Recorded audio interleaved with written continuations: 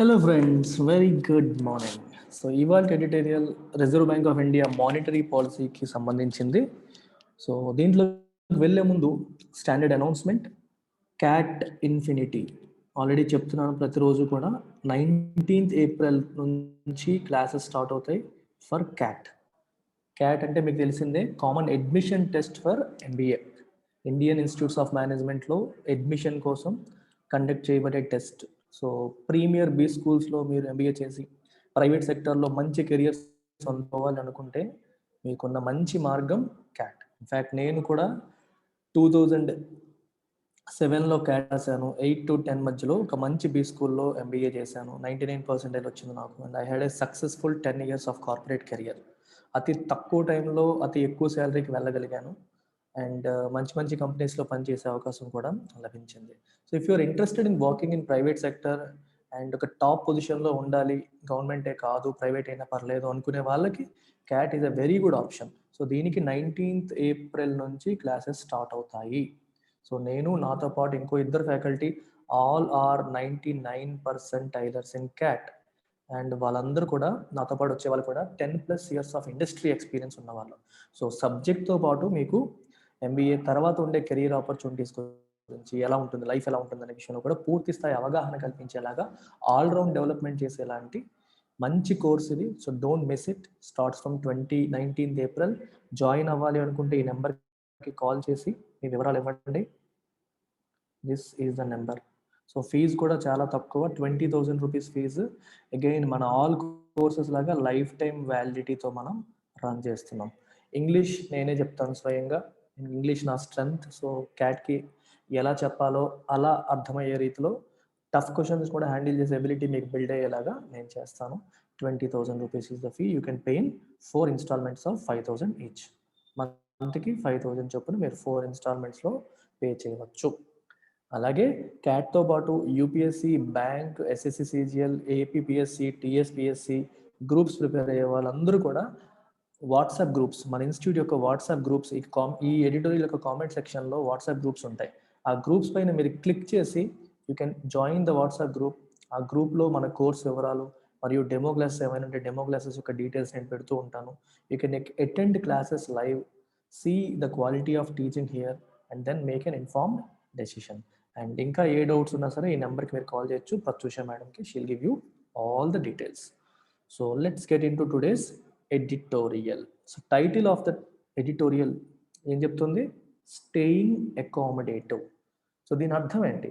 What is the meaning of accommodative? Accommodative stance తీసుకుంది Reserve bank of India అంటారు. అంటే when Reserve bank of India takes an accommodative stance అంటే ఒక position అని అర్థం. ఒక పొజిషన్ తీసుకుంది, అకామిడేటివ్ పొజిషన్ తీసుకుందని అర్థం ఏంటి? ఇండస్ట్రీ యొక్క గ్రోత్ ఆస్పిరేషన్స్ని అకామిడేట్ చేస్తుంది. ఇండస్ట్రీ గ్రో అవ్వాలి అంటే, ఇండస్ట్రీకి బ్యాంకింగ్ సెక్టార్ నుంచి సపోర్ట్ ఉండాలి అంటే, ఇండస్ట్రీకి ఏం కావాలి? వడ్డీ రేట్లు తక్కువ ఉండాలి, క్రెడిట్ అవైలబిలిటీ ఉండాలి. క్రెడిట్ అంటే అర్థం ఏంటి? అప్పు, అది కూడా ఎట్ లో ఇంట్రెస్ట్ రేట్స్. ఎప్పుడైనా సరే మనకి రిజర్వ్ బ్యాంక్ ఆఫ్ ఇండియా వడ్డీ రేట్లని యథాతథంగా ఉంచింది, పెంచలేదు అన్నప్పుడు ఏమంటాం మనం? వడ్డీ రేట్లు పెంచితే ఏదైనా కంపెనీకి లోన్ తీసుకోవాలనేటప్పుడు ఏమవుతుంది? పెరిగిపోతుంది కదా. వడ్డీ రేట్లు ఎక్కువైపోతాయి, లోన్స్ అనేవి ఇబ్బందికరం అయిపోతాయి. అందుకని వడ్డీ రేట్లు పెంచకుండా యథాతథంగా ఉంచింది అనుకోండి, that means it has been accommodative to the needs of the industry. Industry యొక్క నీడ్స్ని అకామిడేట్ చేస్తుంది, అందువల్లే వడ్డీ రేట్లు పెంచలేదు అనే విషయం వస్తుందన్నమాట. అలాగే మీకు కాంట్రాక్షనరీ పాలసీ అంటారు. కాంట్రాక్షనరీ పాలసీ అంటే అర్థం ఏంటి? అప్పుడు ఇండస్ట్రీ విపరీతంగా, అంటే ఇన్ఫ్లేషన్ అరికట్టడానికి, ఎస్పెషల్లీ కాంట్రాక్షనరీ పాలసీ ఎప్పుడు తీసుకొస్తారంటే ద్రవ్యోల్బణాన్ని అరికట్టడానికి, over heating, economy over heat అవ్వకుండా కాపాడడం కోసం వడ్డీ రేట్లని బాగా పెంచుతారు. బాగా పెంచడం వల్ల ఇన్ఫ్లేషన్ కంట్రోల్లోకి వస్తుంది, దాన్ని కాంట్రాక్షనరీ పాలసీ అంటారు. అలాగే వడ్డీ రేట్లు బాగా తగ్గించారనుకోండి, అది ఇండస్ట్రీని బాగా ఎక్కువగా సపోర్ట్ చేసేటట్టు, అప్పుడు దాన్ని ఎక్స్పాన్షనరీ పాలసీ అని చెప్పి అంటాం. సో ఇక్కడ ఏం రాశారో చూడండి. The RBI cannot afford to drop its guard on price stability while in search of growth. So చాలా ఇంపార్టెంట్ సెంటెన్స్ ఇది. ఇక్కడ డ్రాప్ ఇట్స్ గార్డ్ అని చెప్పి రాశారు. సో దీని అర్థం ఏంటో చూడండి. ఇప్పుడు మనం యుద్ధం చేస్తున్నాం అనుకోండి, యుద్ధం చేస్తున్నప్పుడు ఎడమ చేత్తో గార్డ్ పట్టుకుంటారు, కుడి చేత్తో కత్తి పట్టుకుంటారు, అంతేనా సైనికులు? సో యుద్ధం చేసేటప్పుడు మనం అగ్రెసివ్గా ఉన్నప్పుడు కత్తి ఎక్కువగా వాడతాం. మనం డిఫెండ్ చేసుకునేటప్పుడు ఏం చేస్తాం, గార్డ్ పెట్టుకుంటాం. అంటే ఎదురువైపు వాడు మనకి కత్తితో పొడిచినా సరే మనల్ని మనం కాపాడుకోవడం కోసం గార్డ్ పెడతాం. Imagine if you drop your guard దించేసి అనుకోండి కిందకి, ఇమాజిన్ చేసుకోండి, విజువలైజ్ చేసుకోండి నేను చెప్పేటప్పుడు. గార్డ్ మీరు కిందకి దించేస్తే ఏమవుతుంది, కత్తి కడుపులో దిగిపోతుంది, అంతేనా? So if you drop your guard, that means there is no more protection లేదు అని అర్థం. ఇక్కడ ఏం రాశారు, the RBI cannot afford to drop its guard on price stability while in search of growth కోసం, ఇండస్ట్రీని సపోర్ట్ చేయడం కోసం మీరు వడ్డీ రేట్లు తగ్గించుకుంటూ వెళ్ళిపోతే ఏమవుతుంది, అది ఇన్ఫ్లేషన్కి దారితీస్తుంది, ప్రైస్ స్టెబిలిటీ అనేది దెబ్బతింటుంది.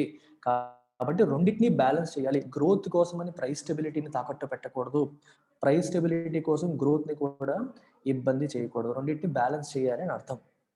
ఇమాజిన్ వడ్డీ రేట్లు బాగా తగ్గిపోయాయి అనుకోండి, చూడండి వడ్డీ రేట్లు బాగా తగ్గిపోయాయి అనుకోండి, అప్పుడు ఏమవుతుంది, గ్రోత్కి సపోర్టివ్గా ఉంటుంది. ఎందుకు, వడ్డీ తక్కువ ఉందనుకోండి, కంపెనీస్ అన్నిటికీ తక్కువ వడ్డీకే లోన్లు వస్తాయి. సో వాళ్ళు ఎక్స్పాన్షన్ ప్లాన్ చేసుకుంటారు, ఇంకా ఇన్వెస్ట్ చేస్తారు.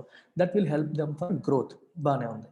మరి అది ప్రైస్ స్టెబిలిటీ ఏ రకంగా దెబ్బతీస్తుంది, వడ్డీ రేట్లు బాగా తగ్గినప్పుడు ప్రజలు ఏం చేస్తారు, బ్యాంకుల్లో పెట్టినా మనకి ఎక్కువ వడ్డీ రాదు. So the keep the money with them. రెండవది, లోన్లు చీప్ అయిపోతాయి, తక్కువ వడ్డీకే లోన్లు వస్తాయి. సో పీపుల్ బైక్ కొనాలనుకునే వాళ్ళు, ఇల్లు కొనాలనుకునే వాళ్ళు, ఏది కొనాలనుకునే వాళ్ళకి కూడా వడ్డీ రేట్లు తక్కువ ఉన్నాయి కాబట్టి లోన్లు తీసుకొని మరీ కొంటారు. అంటే ప్రజల చేతుల్లో క్యాష్ బాగా పెరుగుతుంది. బ్యాంకింగ్ సిస్టమ్ నుండి క్యాష్ అనేది ప్రజల చేతుల్లోకి వస్తుంది. ప్రజల చేతుల్లోకి వచ్చినప్పుడు ఏం చేస్తారు, ప్రజలు స్పెండ్ చేస్తారు. And people spend lots of money. Spend చేసినప్పుడు వస్తువులకి డిమాండ్ పెరిగిపోతుంది. వస్తువులకి డిమాండ్ పెరిగినప్పుడు వాటి ధరలు పెరుగుతాయి. ధరలు పెరిగినప్పుడు అది ఇన్ఫ్లేషన్కి దారితీస్తుంది. అందుకని అన్నారు ఇక్కడ, ప్రైస్ స్టెబిలిటీని మనం తాకట్టు పెట్టలేము. గ్రోత్ అనేది ఇంపార్టెంటే, కానీ గ్రోత్ కోసం ప్రైస్ స్టెబిలిటీ విషయంలో you cannot drop your guard. ఒకవేళ వదిలేశారనుకోండి, విపరీతంగా పెరిగిపోతాయి. విపరీతంగా పెరిగిపోతే రిస్క్ ఏంటి, పేదవాడికి పూట గడవదు. మీకు 10,000 రూపాయలకి ఇంతకు ముందు నెల ఖర్చులన్నీ అయితే ఇప్పుడు అవే నెలసరి సరుకులన్నీ కూడా 15,000 అయిపోయాయి అనుకోండి సడన్గా, వాళ్ళకి ఇబ్బంది కదా. అందుకని ఇన్ఫ్లేషన్ అనేది ఎప్పుడూ మంచిది కాదు. అలా ఇబ్బంది అయినప్పుడు ఏం చేస్తారు, వాళ్ళు ఖర్చులు తగ్గించేసుకుంటారు. అర్థమవుతుందా? ఎప్పుడైతే ధరలు పెరిగిపోతాయో డిస్పోజబుల్ ఇన్కమ్ తగ్గిపోతూ ఉంటుంది, ఇంకా ఖర్చులు తగ్గించేస్తారు, మళ్ళీ తద్వారా వస్తువులకి డిమాండ్ తగ్గిపోతుంది. అది మళ్ళీ ఇండస్ట్రీకి చెడు చేస్తుంది. చూసుకోండి, ఇంట్రెస్ట్ రేట్స్ తగ్గించడం వల్ల కూడా ఇండస్ట్రీకి ఇండైరెక్ట్గా చెడు ఉంటుంది, ఏ రకంగా, ఇన్ఫ్లేషన్ వల్ల. అందుకని బ్యాలెన్స్డ్గా వెళ్ళాలి, అది అర్థం. So it's a beautiful economic concept. Armed with renewed mandate to contain inflation within a 2% range of the target 4%, and mindful of the pandemic's latest wave, the RBI's Monetary Policy Committee has opted to reaffirm its growth supportive accommodative stance and keep interest rates unchanged. చూడండి, armed with a renewed mandate. ఇప్పుడు యాక్చువల్గా మీకు దీని story ఏంటంటే, ఒకసారి వెనక్కి వెళ్తే మీకు స్టోరీ తెలిసిపోతుంది. 2016లోకి మనం వెళ్ళాలి. 2016లో ఏం జరిగింది, government of India and RBI ఒక ఒప్పందం చేసుకున్నాయి. ఇన్ఫ్యాక్ట్ గవర్నమెంట్ ఆఫ్ ఇండియా ఆర్బీఐకి ఒక మ్యాండేట్ ఇచ్చింది, అంటే ఒక వర్క్ ఇచ్చింది, ఒక అఫీషియల్ వర్క్ అసైన్ చేసింది. ఏంటని, ఇన్ఫ్లేషన్ టార్గెటింగ్ ఫ్రేమ్వర్క్ అని చెప్పి మొదలుపెట్టారు. ఇన్ఫ్లేషన్ టార్గెటింగ్ ఫ్రేమ్వర్క్ అంటే ఇన్ఫ్లేషన్ని అదుపులో ఉంచాలి. ఎంత అదుపులో ఉంచాలి, 4 ± 2%. అంటే 4 + 2 అంటే 6, 4 - 2 అంటే 2 to 6% రేంజ్లో ఇన్ఫ్లేషన్ని మెయింటైన్ చేయాలి అని చెప్పి government of India, reserve bank of ఇండియాకి మ్యాండేట్ చేసింది. ఇప్పుడు 2016లో, ఎన్నాళ్ళకి, 5 ఇయర్స్కి. 2021 వచ్చేసింది. సో 5 ఇయర్స్ అయిపోయింది కదా. 2021 వచ్చిన తర్వాత ఇప్పుడు నెక్స్ట్ ఏంటి, ఇప్పుడు కూడా అలాగేనా, లేకపోతే వేరేలాగా ఏమన్నా చేయాలా అనే క్వశ్చన్ మార్క్ వచ్చింది. ఇప్పుడు ఆలోచించారు, ఈసారి కూడా ఇన్ఫ్లేషన్ టార్గెటింగే చేయాలా, వేరేది ఏమన్నా చేయాలని. ఫైనల్గా ఈసారి కూడా ఇన్ఫ్లేషన్ టార్గెటింగే చేయాలి అని చెప్పి రాశారు. అందుకే రెన్యూడ్ మ్యాండేట్. ఆ మ్యాండేట్ అనేది ఇంతకు ముందు ఉన్నదే ఇప్పుడు రెన్యూ అయింది. ఏంటా mandate, to contain inflation. Contain అంటే కంట్రోల్, కంటైన్ అంటే కలిగి ఉండడం కాదు, ఇక్కడ మీనింగ్ ఏంటి, కంట్రోల్. ఇన్ఫ్లేషన్ని కంట్రోల్ చేయాలి, ఎక్కడ, within a 2% range of the target 4%. 4% టార్గెట్కి within 2% plus or minus 2% మధ్యలో ఇన్ఫ్లేషన్ మెయింటైన్ చేయాలి అనే మ్యాండేట్, అఫీషియల్ మ్యాండేట్ అంటే official responsibility government of India మళ్ళీ రిజర్వ్ బ్యాంక్ ఇచ్చింది. With that mandate and also mindful of pandemics latest wave, pandemic second wave start అయింది COVID-19. ఆ COVID-19 wave కూడా దానికి మైండ్లో ఉంది. ఈ రెండింటిని దృష్టిలో పెట్టుకొని reserve bank of India monetary policy committee ఏం చేసింది, ఇట్ హెస్ ఆప్టెడ్ అంటే చోజన్, ఏం చేసింది, టు రీఅఫర్మ్ అంటే నొక్కి చెప్పడం, ఒక విషయాన్ని గట్టిగా స్ట్రెస్ చేయడం. ఏ విషయాన్ని? Growth supportive accommodative stance, industrial గ్రోత్కి సపోర్ట్ చేసే అకామిడేటివ్ స్టాన్స్ విషయంలో అకామిడేటివ్ స్టాన్స్ని మళ్ళీ రీఅఫర్మ్ చేసింది. Stressed it again and keep interest rates unchanged, వడ్డీ రేట్లని యథాతథంగా ఉంచడం ద్వారా అకామిడేటివ్గా ఉంది. వడ్డీ రేట్లు పెంచేశారనుకోండి ఇండస్ట్రీకి అది మంచిది కాదు. అందుకే ఇండస్ట్రీకి సపోర్టివ్గా ఉండేలాగా వడ్డీ రేట్లని పెంచకుండా యథాతథంగా ఉంచింది అని అర్థం. మీకు ఇవన్నీ ఇక్కడ తెలియాల్సింది ఏంటంటే వడ్డీ రేట్లు యథాతథంగా ఉంచడం వల్ల ఇండస్ట్రీకి ఏ రకంగా ఉపయోగపడుతుంది, వడ్డీ రేట్లు పెంచితే ఇండస్ట్రీకి ఏ రకంగా నష్టం, తగ్గిస్తే ఇన్ఫ్లేషన్కి ఏ రకంగా నష్టం, ఇట్లాంటి ఆస్పెక్ట్స్ మనం మైండ్లో ఆలోచించుకోగలిగితేనే we can make sense of these things. Otherwise it's plain English to Telugu translation అయిపోతుంది. అందుకే మీకు వెనకాల కాన్సెప్చువల్ అండర్స్టాండింగ్ కూడా ఇచ్చాను. So pay attention to each and everything that I'm saying. The MPC అంటే monetary policy committee. Monetary policy కమిటీలో ఎవరు ఉంటారు? Reserve bank of India governor, deputy governor, ఇంకొంతమంది మెంబర్స్ ఉంటారు. మొత్తం 6 అనుకుంటాను. ఇప్పుడు ప్రెజెంట్ మానిటరీ పాలసీ కమిటీలో మెంబర్స్ పేర్లు ఏంటి అనేది మీరు కామెంట్ సెక్షన్లో రాయండి. ఎవరెవరు ఉన్నారో, ఇది మీకు ఎగ్జామ్ పాయింట్ ఆఫ్ వ్యూలో ఇంపార్టెంట్. కామెంట్ సెక్షన్లో ఎంపీసీ మెంబర్స్ పేర్లు రాయండి. The MPC, which met for the first time in the new financial year, also maintained its projection for GDP expansion in the current fiscal at 10.5%. ఇది మీకు bank and SSC స్టేజియల్ prepare అయ్యే వాళ్ళవి factual information అడుగుతారు. Reserve bank of India MPC monetary policy committee యొక్క projection ఏంటి, జీడిపికి current ఫిస్కల్కి 10.5% పెరగబోతుంది అని చెప్పి వాళ్ళు ప్రొజెక్ట్ చేశారు. Not with standing the risks to the forecast from the current upsurge in novel coronavirus cases and associated localized lockdowns. Notwithstanding, ఇప్పుడు వచ్చినా సరే ఏం పెడతారు మీరు ఇక్కడ, ఇన్ స్పైట్ ఆఫ్ లేదా డిస్పైట్ పెట్టేసుకుంటే మీకు ఈజీ అయిపోతుంది. In spite of the risk to the forecast from the current upsurge, corona virus cases మళ్ళీ పెరిగాయి, దానివల్ల దాంతో అసోసియేటెడ్ లోకలైజ్డ్ లాక్డౌన్స్ కూడా వస్తాయి. కొన్ని ఏరియాస్లో నైట్ కర్ఫ్యూలు పెడుతున్నారు, లోకలైజ్డ్ లాక్డౌన్స్ ఇస్తున్నారు. దీనివల్ల ఇండస్ట్రియల్ డెవలప్మెంట్ అనేది సఫర్ అవుతుంది. అయినప్పటికీ కూడా అప్సర్జ్ అంటే సడన్గా పెరిగిపోవడం, నోవెల్ అంటే కొత్త, ఇవన్నీ ఉన్నప్పటికీ కూడా in spite of these things reserve bank of India monetary policy committee 10.5% పెరుగుతుంది అని చెప్పి స్టిక్ అవుతుంది. ఈ సంవత్సరం 2021-22 ఫినాన్షియల్ ఇయర్ అనేది 10.5% గ్రోత్ ఉండబోతుందని చెప్పి ప్రొజెక్ట్ చేస్తుంది. Explaining the rationale for its policy stance of being prepared to stay accommodative for as long as necessary to ensure that economic growth becomes durable, the committee was unambiguous that its actions were born of the need to stay supportive at a time when there was a real threat that the renewed jump in COVID-19 infections could dampen the demand for the contact intensive services, restrain growth impulses and prolong the return to normalcy. Very, very important sentence. చూడండి, ఇదంతా చాలా important sentence. Explaining the rational అంటే logic. ఎందుకు ఈ stance తీసుకోవడానికి కారణం ఏంటి అంటే, ఈ డెసిషన్ తీసుకోవడానికి కారణం ఏంటి, వడ్డీ రేట్లు పెంచకుండా అకామిడేటివ్గా ఉండాలి, వడ్డీ రేట్లు పెంచకుండా ఉండాలని రిజర్వ్ బ్యాంక్ ఆఫ్ ఇండియా నిర్ణయం తీసుకోవడానికి గల లాజిక్ని ఎక్స్ప్లెయిన్ చేస్తూ, రైట్, ఏం స్టాన్స్ తీసుకున్నారు, of being prepare to stay accommodative, ఎంత for as long as necessary, ఎన్నాళ్ళు అవసరమైతే అన్నాళ్ళు, ఎంత కాలం అయితే అవసరమైతే అంతకాలం ఇండస్ట్రీకి సపోర్టివ్గా మేము అకామిడేటివ్గా ఉంటాము, మేము ప్రిపేర్ అయి ఉన్నాం దానికి అని చెప్తున్నారు. అలా ఉండడం వల్ల ఏమవుతుంది, to ensure that economic growth becomes durable. Economic growth అనేది దీనివల్ల ఏమవుతుంది, డ్యూరబుల్ అవుతుంది. డ్యూరబుల్ అంటే నిలబడుతుంది, డ్యూరబిలిటీ అంటే లాంజివిటీ, ఎక్కువ కాలం కంటిన్యూ అవ్వగలుగుతుంది. గ్రోత్ అంటే ఈ రోజు ఇలా పెరిగిపోయి మళ్ళీ వెంటనే తగ్గిపోతే దెన్ డ్యూరబిలిటీ లేదు. ఇలా పెరుగుతూ వస్తుంది అనుకోండి గ్రోత్, అప్పుడు మనకి డ్యూరబిలిటీ ఉంది అని అర్థం. ఈ రోజు పెరిగి రేపు తగ్గిపోతే then it's not durable. So economic growth durable అయ్యేంత వరకు కూడా మేము సపోర్టివ్గా ఉంటాము, ఇండస్ట్రీకి ఏది అవసరమో అది చేస్తాము అని చెప్తుంది. అలా చెప్తూ కమిటీ ఏమనింది, ద కమిటీ వాజ్ అన్అంబిగ్యువస్. అంబిగ్యువస్ అంటే అర్థం ఏంటి, క్లారిటీ లేకపోవడం, అంబిగ్విటీ, డైలమా, అటా ఇటా క్లారిటీ లేకుండా. అన్అంబిగ్యువస్ అంటే క్రిస్టల్ క్లియర్గా ఉండడం. ఇట్ వాస్ క్లియర్, ఏంటి clear, that it's actions were born of the need to stay supportive at a time when there was a real threat that the renewed jump in COVID-19 infections could dampen the demand. ఎందుకంటే పరిస్థితులు ఎలా ఉన్నాయి చూడండి, the renewed jump, renewed అంటే మళ్ళీ ఈ మధ్యన COVID-19 cases November December తర్వాత బాగా తగ్గిపోయి మళ్ళీ ఇప్పుడు రెన్యూ అయ్యింది జంప్. రోజుకి 1,00,000 కేసులు వస్తున్నాయి కొత్త కేసులు వచ్చేసి దీనివల్ల ఏమవుతుంది, it could dampen the demand for contact intensive services. Contact ఎక్కువగా ఉండే సర్వీసెస్ని డ్యాంపెన్ చేసే అవకాశం ఉంటుంది. ఫర్ ఎగ్జాంపుల్ మనకి సినిమా హాల్లో దగ్గరగా ఉంటాం, అది లేకపోతే బ్యూటీ పార్లర్స్, ఇట్లాంటివన్నీ సఫర్ అవుతాయి. ఎందుకంటే కాంటాక్ట్ టచ్ చేయాల్సి వస్తుంది.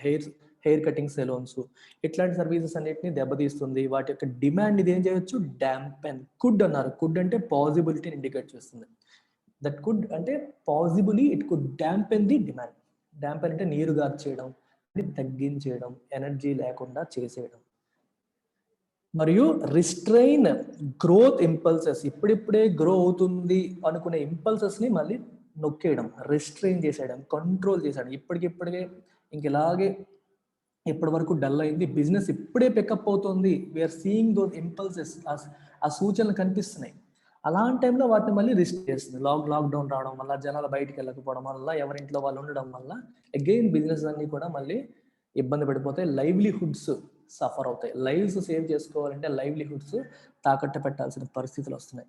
And prolong the return to normalcy. So దీనివల్ల నార్మల్సీ, ఇంతకుముందు ప్రీ కోవిడ్-19 రాక ముందు ఎలా ఉండేదో అలాంటి పరిస్థితికి మళ్ళీ రిటర్న్ అవ్వడానికి అది ఏం చేస్తుంది, ప్రొలాంగ్ చేస్తుంది, అంటే ఇంకా డిలే చేసేస్తుంది. Prolong means delay. ఇది అంటే ఏంటంటే కొత్తగా కేసెస్ మళ్ళీ వస్తున్నాయి, దీనివల్ల మళ్ళీ సర్వీసెస్ దెబ్బతింటాయి, డిమాండ్ దెబ్బతింటుంది, గ్రోత్ ఇంపల్సెస్ రిస్ట్రైన్ అవుతాయి, నార్మల్సీ రిటర్న్ అవ్వడం అనేది ఇంకా ప్రొలాంగ్ అవుతుంది. కాబట్టి ఇలాంటి టైంలో it is important for us to stay supportive of the ఇండస్ట్రీకి సపోర్టివ్గా ఉండాల్సిన అవసరం ఉంది. సో అందుకే ఉంటున్నాము అని ఆర్బీఐ యొక్క మానిటరీ పాలసీ కమిటీ తన రేషనల్, తన లాజిక్ని, ఈ పాలసీ ఎందుకు తీసుకున్నామని లాజిక్ని ఎక్స్ప్లెయిన్ చేసింది. That consumer confidence has dipped, as the MPC noted, is a clear sign that uncertainty clouds the outlook for growth. Beautiful sentence. Consumer confidence అనేది తగ్గిపోయింది.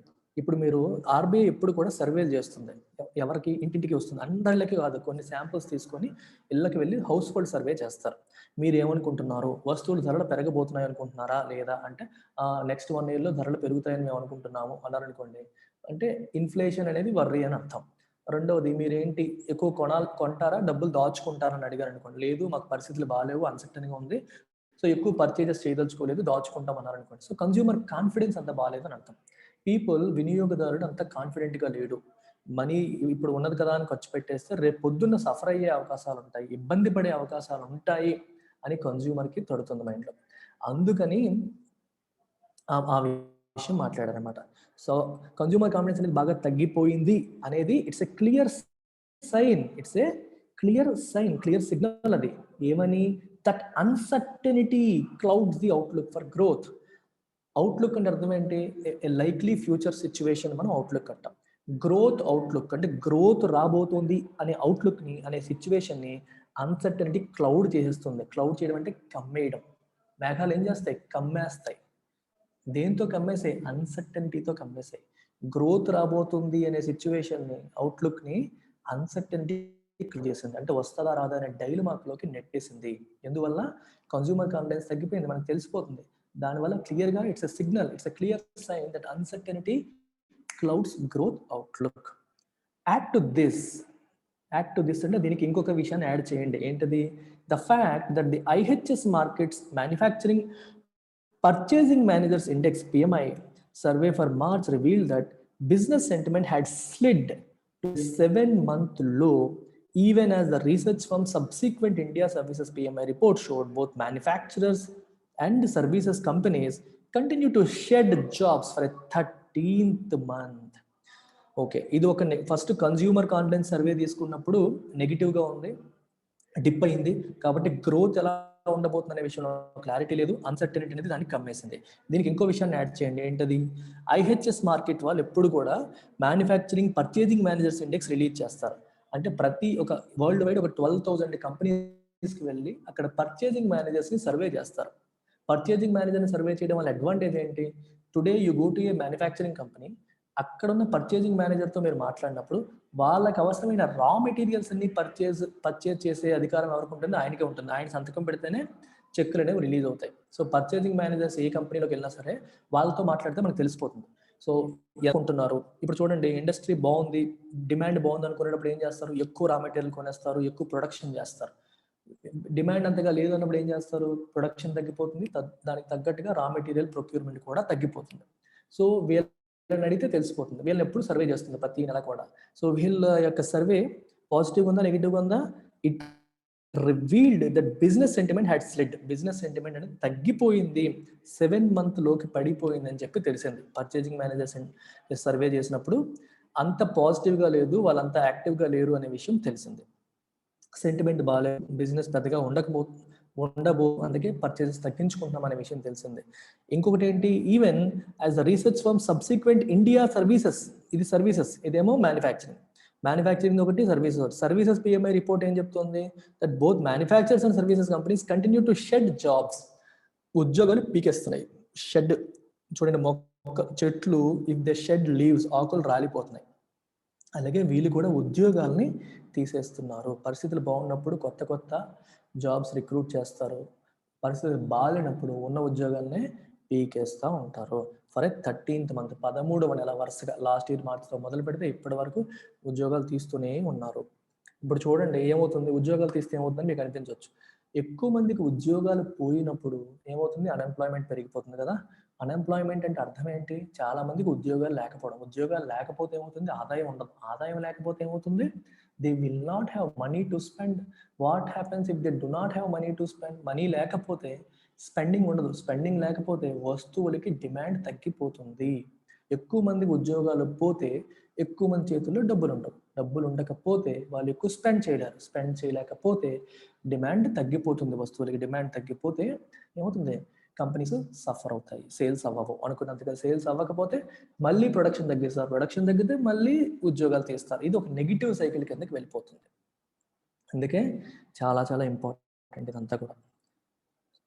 With jobs and incomes, ఉద్యోగాలు మరియు ఆదాయాలు remaining under stress for millions, లక్షల మందికి ఉద్యోగాలు ఉంటాయా, ఊడిపోతాయనే భయం, ఆదాయం ఎలా ఉంటుందో తెలియని అయోమయం, ఇవన్నీ ఇలా ఉండడం వల్ల and uncertainty over the efficacy and safety of the vaccines.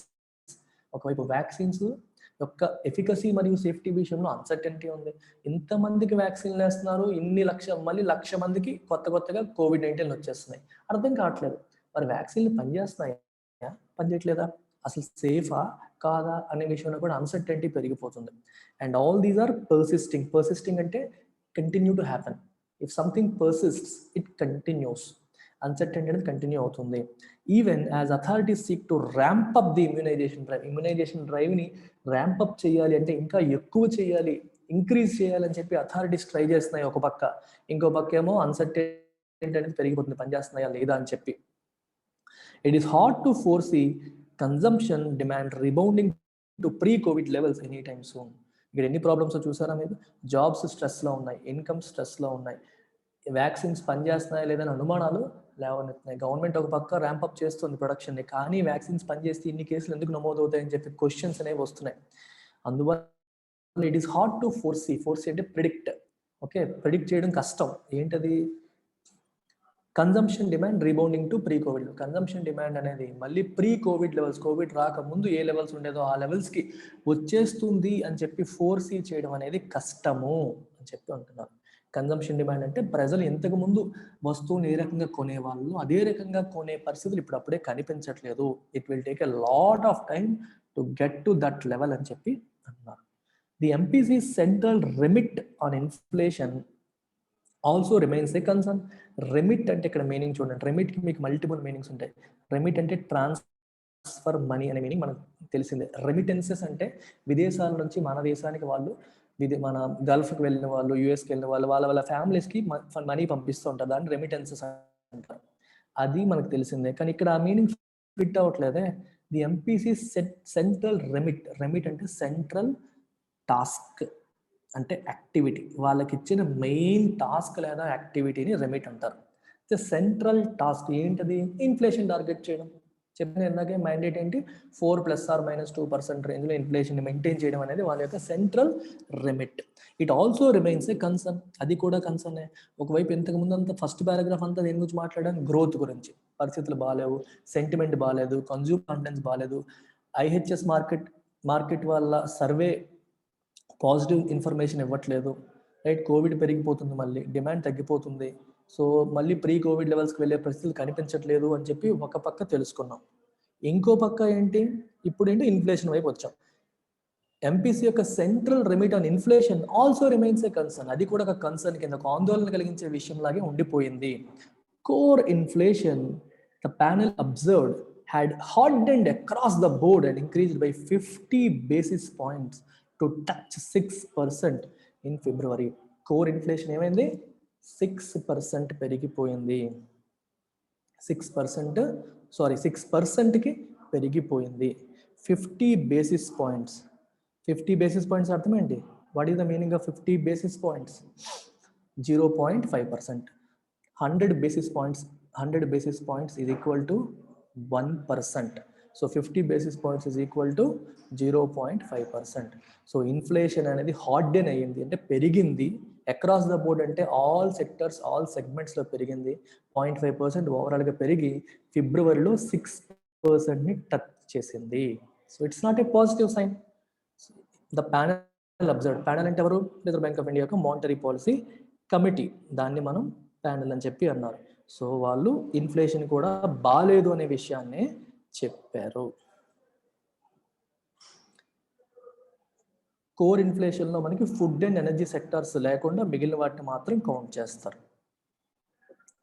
మామూలు ఇన్ఫ్లేషన్కి దీనికి డిఫరెన్స్ ఏంటంటే ఫుడ్ అండ్ ఎనర్జీ సెక్టార్స్ కాకుండా రిమైనింగ్ వాటిని కోర్ ఇన్ఫ్లేషన్ కింద వస్తుంది. The RBI is Cognizant off the fact. Cognizant అంటే అవేర్.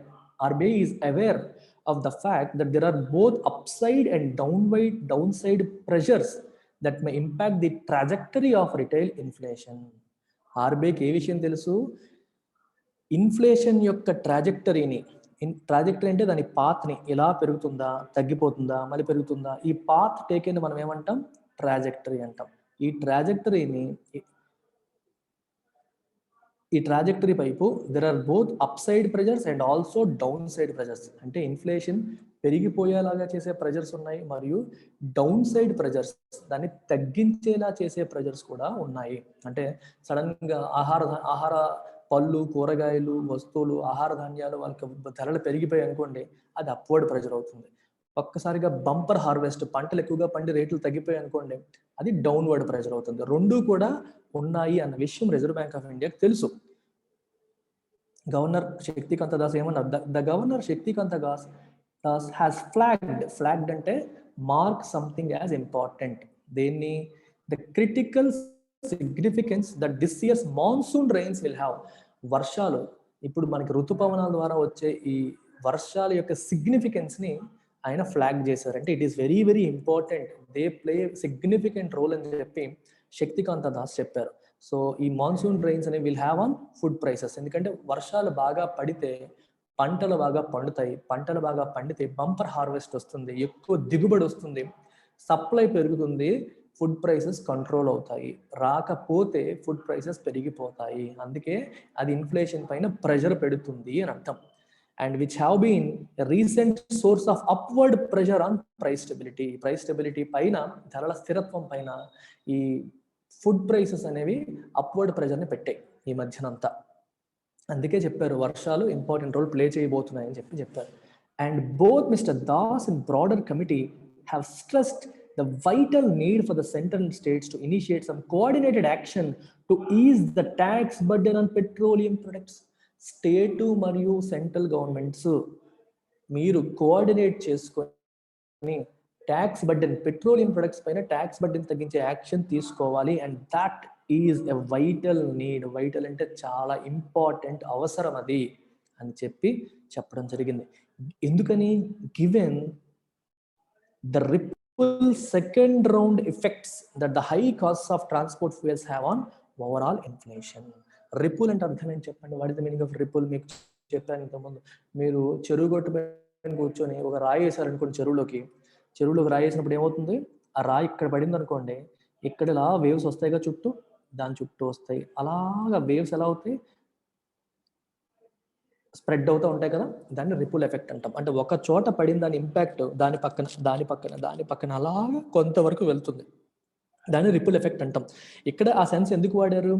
పెట్రోలియం ప్రొడక్ట్స్ బాగా పెరిగాయి అనుకోండి, ఏమవుతుంది? అది ఫస్ట్ ట్రాన్స్పోర్టేషన్ కాస్ట్లు పెరిగిపోతాయి. మనం విలేజ్లో పంట పండించాం, బెండకాయలు పండాయి, సిటీకి తీసుకురావాలి, నేనేదో వ్యానో లారీ ఎక్కించి తీసుకురావాలి. నాకు ట్రాన్స్పోర్టేషన్ కాస్ట్ పెరిగినప్పుడు మార్కెట్లో నేను అమ్మే రేట్ పెంచనా? ఖచ్చితంగా పెంచేస్తాను. సో అందుకని పెట్రోలియం రేట్లు, డీజిల్ రేట్లు పెరిగాయి అంటే అవి మాత్రమే పెరిగినట్టు కాదు, దాని యొక్క రిపుల్ ఎఫెక్ట్ ఉంటుంది. ఆ రిపుల్ ఎఫెక్ట్ అనేది మిగిలిన అన్ని కమోడిటీస్ పెరగడానికి కూడా దారితీస్తుంది, కారణమవుతుంది. సో ఓవరాల్ ఇన్ఫ్లేషన్కి అది దారితీసేస్తుంది. High international commodity prices and logistics costs are also threatening to push up input costs across the manufacturing and services sectors, posing a real challenge to policymakers, given that it is far harder to influence these variables. చూడండి, ఇవి ఇండియాలో మాట్లాడిన విషయాలు. ఇప్పుడు high ఇంటర్నేషనల్గా మనం import చేసుకునే కొన్ని వస్తువుల ధరలు కూడా పెరిగిపోతున్నాయి. అండ్ లాజిస్టిక్స్ కాస్ట్ అంటే అర్థం ఏంటి? ట్రాన్స్పోర్ట్కి అయ్యే ఖర్చు పెరుగుతుంది. ఇవి కూడా ఏమవుతున్నాయంటే, దీనివల్ల ఏమవుతుంది? మ్యానుఫ్యాక్చరింగ్ అండ్ సర్వీసెస్ సెక్టర్స్ కి ఇన్పుట్ కాస్ట్లు పెరిగిపోతాయి. ఇప్పుడు manufacturing companies raw material import చేస్తాయి, లాజిస్టిక్స్ కాస్ట్ పెరిగితే ట్రాన్స్పోర్ట్ కాస్ట్ పెరుగుతుంది, రా మెటీరియల్ కాస్ట్ పెరిగినప్పుడు వాళ్ళ ఇన్పుట్ కాస్ట్ బాగా పెరిగిపోతుంది. దీనివల్ల కూడా ఒక ఛాలెంజ్, ఎందుకంటే వాళ్ళకి ఇన్పుట్ కాస్ట్ పెరిగిపోతే ఆటోమేటిక్గా వాళ్ళు ప్రొడ్యూస్ చేసే వస్తువుల పైన కూడా వాళ్ళ ధరలు పెంచాల్సి వస్తుంది. ఇప్పుడు చూడండి, నాకు ఫ్యాకల్టీ మెంబర్స్ ఎక్కువ ఛార్జ్ చేశారు అనుకోండి నా దగ్గర నుంచి, సో నేను ఆటోమేటిక్గా మీ దగ్గర నుంచి స్టూడెంట్స్ నుండి ఎక్కువ ఛార్జ్ చేయాల్సి వస్తుంది. ఎందుకంటే నాకు ఇన్పుట్ కాస్ట్ పెరిగితే ఆబ్వియస్గా నేను ధరలు పెంచాల్సిన పరిస్థితి, ఫీజులు పెంచాల్సిన పరిస్థితులు వస్తాయి. అలాగే ఎవరికైనా సరే ఇన్పుట్ కాస్ట్ పెరిగితే అవుట్పుట్ కాస్ట్ కూడా ఆటోమేటిక్గా పెరుగుతుంది. దానివల్ల కూడా పాలసీ మేకర్స్కి అదొక పెద్ద ఛాలెంజ్ అయిపోయింది, given that it is far harder to influence these variables. ఎందుకంటే అవుట్ సైడ్ వేరియబుల్స్ ఇవి. మన దేశంలో ఉన్న వాళ్ళు మనం ఏదో చేస్తాం, పెట్రోల్ రేట్లు తగ్గించాలంటే ట్యాక్సులు తగ్గించడం ఏదో చేస్తాం, కానీ బయట నుంచి మనం ఇంపోర్ట్ చేసుకునే వస్తువుల యొక్క ధరలు మనం ఏమైనా ఇన్ఫ్లుయెన్స్ చేయగలుగుతామా? చెయ్యలేము. It is harder to influence them. With the RBI's own March survey on inflation expectations showing that urban households expect prices to accelerate over a 1-year horizon, monetary authorities can ill afford to drop their guard on price stability. For at stake is their hard-earned credibility. Okay, beautiful sentence, చూడండి. With the RBI's own, RBI వాళ్ళు ప్రతి నెల survey చేస్తారు. మార్చ్లో చేసిన survey inflation expectations ఏంటి అని చెప్పి హౌస్ హోల్డ్స్ని అడుగుతారు. మీరు ధరలు పెరగబోతున్నాయి అనుకుంటున్నారా, తగ్గుతాయి అనుకుంటున్నారా అని చెప్పి హౌస్ హోల్డ్స్ని అడిగినప్పుడు వాళ్ళు ఏం చెప్పారంట? పెరుగుతాయి 1 year హొరైజన్లో. హౌస్ హోల్డ్స్ అందరూ, అర్బన్ హౌస్ హోల్డ్స్ ఏమైనా ఎక్స్పెక్ట్ చేస్తున్నారు? Prices to accelerate over a 1 year horizon. 1 year, next 1 yearలో ధరలన్నీ పెరిగేలాగే ఉన్నాయి అని చెప్పి అర్బన్ హౌస్ హోల్డ్స్ చెప్తున్నాయి. అందువల్ల reserve bank of India worry అవ్వకూడదా? వర్రీ అవ్వాలి. ఎందుకంటే ఇన్ఫ్లేషన్ అనేది అదుపు తప్పే అవకాశం ఉంది. ధరలు పెరుగుతాయి అంటే అర్థం ఏంటి? ధరలు రేపు పొద్దున పెరుగుతాయి అంటే ఇప్పటికే 6% టచ్ అయిపోయింది, వీళ్ళకి 4 to 6%, 2 to 6% మధ్యలో మెయింటైన్ చేయమన్నారు. ఫిబ్రవరిలో 6% ఉంది. 6% దాటిపోతే reserve bank of India, government of ఇండియాకి ఇచ్చిన మాట తప్పినట్టు అవుతుంది. So it's a challenge for them. అందుకనే monetary authorities can ill afford అంటే కెనాట్ ఎఫర్డ్, అలా చెయ్యలేవు. టు డ్రాప్ దేర్ గార్డ్, ఇందాకే చెప్పాను, డ్రాప్ దేర్ గార్డ్ అంటే అర్థం ఏంటి? ప్రొటెక్షన్ తీసేయడం. సో ప్రైస్ స్టెబిలిటీని ప్రొటెక్ట్ చెయ్యాలి, మేము దాన్ని పట్టించుకోమనడానికి లేదు. గ్రోత్ కోసం పరిగెడుతూ ప్రైస్ స్టెబిలిటీని వదిలేస్తానంటే కుదరదు. ఖచ్చితంగా ప్రొటెక్షన్ చేయాలంటే ఇన్ఫ్లేషన్ అదుపులో ఉంచాలి. ఫర్, ఇక్కడ చూసారా ఫర్ అనేది ఎలా వాడారు? For is a conjunction here, it is not a preposition. ఇక్కడ మీనింగ్ ఏంటంటే బికాజ్ అనే మీనింగ్లో వస్తుంది. ఎందుకంటే at stake is there hard earned credibility. ఆర్బీఐకి ఒక విశ్వసనీయత వచ్చింది. గత 5 సంవత్సరాలుగా గవర్నమెంట్ ఆఫ్ ఇండియా చెప్పిన విధంగా నడుచుకుంది, ఇన్ఫ్లేషన్ అదుపుడు చేసింది అనే క్రెడిబిలిటీ అది సంపాదించుకుంది, హార్డ్ అండ్ క్రెడిబిలిటీ. ఇప్పుడు అది మెయింటైన్ చేయకపోతే that credibility is now at stake. ఇప్పుడు మెయింటైన్ చేయలేకపోతే ఆ క్రెడిబిలిటీ పోతుంది. ఓకే, ఎట్ స్టేక్ అంటే ఇక్కడ మీనింగ్ ఎలా అర్థం చేసుకోవాలంటే, ఫర్ ఎగ్జాంపుల్ ఇండియాకి ఆస్ట్రేలియాకి వన్డే మ్యాచ్లు అవుతాయి అనుకోండి, 3 మ్యాచ్లు సిరీస్ అనుకోండి, 2 మ్యాచ్ల్లో వరుసగా ఇండియా గెలిచేసింది, 3వ మ్యాచ్ ఉంది. 3వ మ్యాచ్ ఆస్ట్రేలియా ఎందుకు ఆడాలి? ఎలాగో ఓడిపోయింది కదా, పరువు కోసం ఆడాలి. So at stake is their reputation, అంతే. మరి 3-0తో 0-3తో ఓడిపోతే ఇంకా పరువు పోతుంది. సో వాళ్ళ పరువు అనేది అక్కడ స్టేక్లో ఉంది. కొన్నిసార్లు మీకు అంటారు, ఇండియా పాకిస్తాన్ సెమీఫైనల్ అవుతుంది అనుకోండి వరల్డ్ కప్కి, సో ఎవరు గెలిస్తే వాళ్ళు ఫైనల్కి వెళ్తారు. It's a high stakes game అంటారు. అంటే ఇద్దరికి కూడా దాంట్లో చాలా పెద్ద ఇది ఉంది. ఎవరు గెలిచినా ఫైనల్కి వెళ్తారు, ఓడిపోయిన వాళ్ళు ఇంటికి వెళ్ళిపోతారు. ప్లస్ ఇండియా పాకిస్తాన్ అనేసరికి వాళ్ళ దేశాల్లో వ్యతిరేకత ఎదుర్కోవాల్సి వస్తుంది ఓడిపోతే. అందుకని it's a high stakes game అంటాం. ఎట్ స్టేక్, వాళ్ళ క్రెడిబిలిటీ స్టేక్లో ఉంది. ఒకవేళ reserve bank of India maintain చేయలేకపోతే they will lose their credibility అని అర్థం. ఆ సెన్స్లో అర్థం, నేను చెప్పిన ఎగ్జాంపుల్ సెన్స్లో మీరు అర్థం చేసుకోండి, మీకు ఈజీగా దాన్ని ఉపయోగించడం అనేది తెలుస్తుంది. ఓకే, దాన్ని మనం ఎట్ స్టేక్ అని చెప్పి అంటాం. మీరు సింపుల్గా చెప్పాలంటే రిస్క్ అని. ఓకే, రిస్క్, క్రెడిబిలిటీ రిస్క్లో పడిపోతుంది. ఎట్ స్టేక్ అంటే ఎట్ రిస్క్ అనే సెన్స్లో మీరు తీసుకోవచ్చు. అది రిస్క్లో పడిపోతుంది అనే విషయం మనం అర్థం చేసుకోవాలి. That's it. Thank you very much. Take care. Bye bye.